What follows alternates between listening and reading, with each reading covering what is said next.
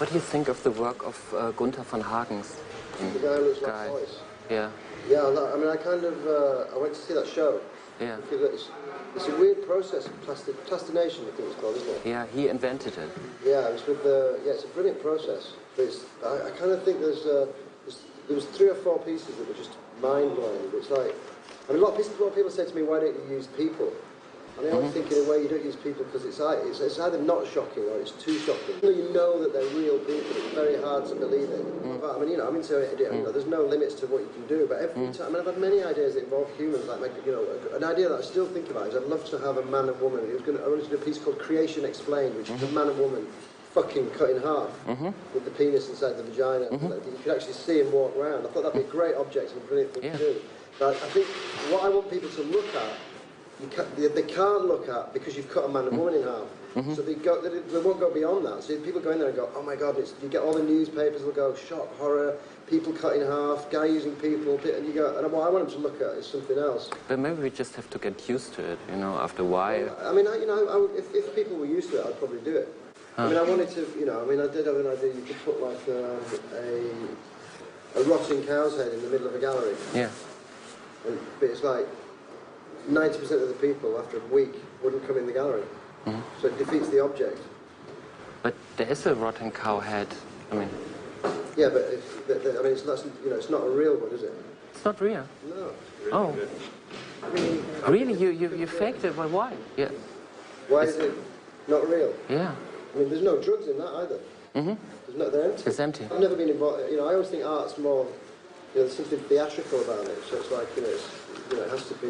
If it looks real in an artwork, that's all you need to do. If it looks real, it is real. What is your prediction? When will there be the first $1 billion art piece? Who knows? I mean, it's bound to be like an old person. Maybe it's already happened. In which sense did it already happen? Well, it'd have to be. I suppose it'd have to be.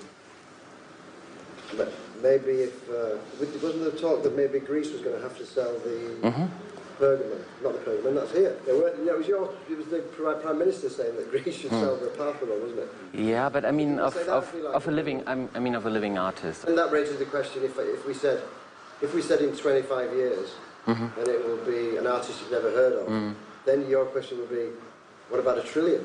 But I think you're not going to really get that. It's a lot of money. Yeah, maybe it's just a question of size, and you just have to make an artwork that is big enough. I'd imagine it goes the other way. I'd imagine you have to be really small. Yeah. Like a diamond. I remember that. What's the most expensive material in the world? I think the radioactivity.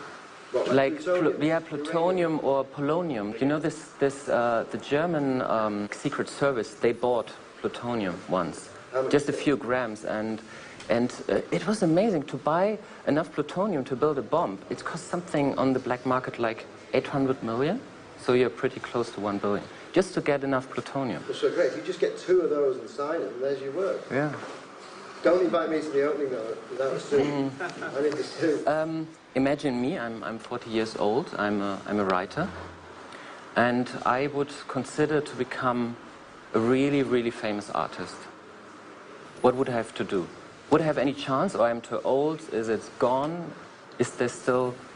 Could I still... Do you want to be a famous artist? Yeah. Famous for art, though. I mean, you could be a famous artist and kill the queen. You could be an artist and kill the queen. But you want to be famous for making art. Yeah, and let's say not get in prison for it. Yeah. Well, I would. And not kill myself. If you make great art, you stand quite a good chance. Go for it.